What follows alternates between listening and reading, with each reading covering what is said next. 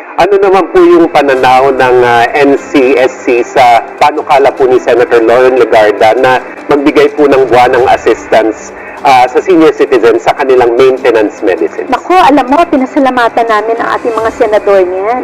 Subalit, nung tayo ay nag-attend yan, we have our position paper, we support wholeheartedly that one. Ang akin lang nilabas doon ay there has to be a technical working group so that mapag-aralang mabuti yung sistema at proseso, and maybe consider that instead of giving a cash gift, it would be through a card.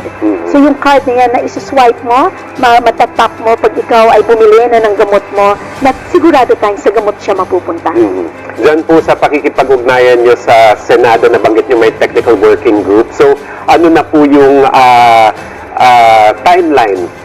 Malapit na po ba nating ma-implement ito o work in progress pa rin? I believe it's a work in progress kasi nag-unang hearing pa lang naman tayo 2 weeks ago. And yun nga, ang ating pinarating sa ating mga butuhing mga senador, magkaroon ng technical working group.